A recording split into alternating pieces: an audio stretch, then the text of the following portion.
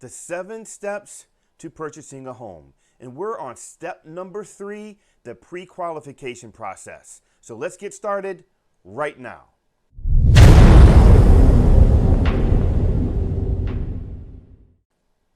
Hi, my name is Rod Ferrier and I am a licensed loan originator.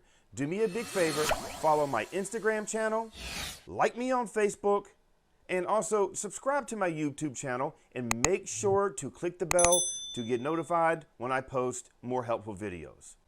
The third step of the home buying process is the pre-qualification process.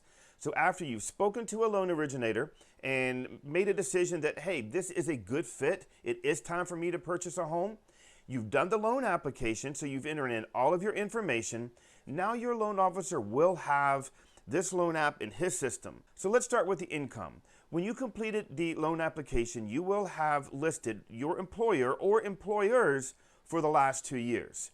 Your loan officer will ask you for what we call the 2s, 2 bank statements, 2 pay stubs, and your last 2 years tax returns and or W-2s. There are 3 parts to the pre-qualification process: income, assets, and credit. Your income is determined before tax. So your loan officer will look at your pay stub. Let's say that you are an hourly employee and you make $20 an hour. He will multiply $20 an hour times the number of hours that you work in a week. Let's assume that it's 40 times 52 weeks in a year, and then divide that number by 12, and that will be your average monthly income. If you're self-employed, then your loan officer will be looking at your tax returns to determine what your net income is after any deductions and write-offs that you've had. If you are a 1099 or self-employed borrower, you will need a 2-year history of being self-employed and being 1099 because your loan officer will take a 2-year average. If you receive overtime or bonus as part of your income, you will need a 2-year history of that as well. Also, if you work 2 jobs, you will need a 2-year history of working 2 jobs. Assets.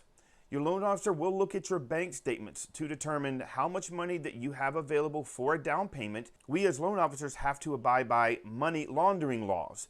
We look at all large withdrawals and all large deposits, and we have to source where those come from or where they are going. So there's probably going to be some more documentation as we move into another step, which is the underwriting process. Your credit is the final piece and probably the biggest piece of the home buying puzzle.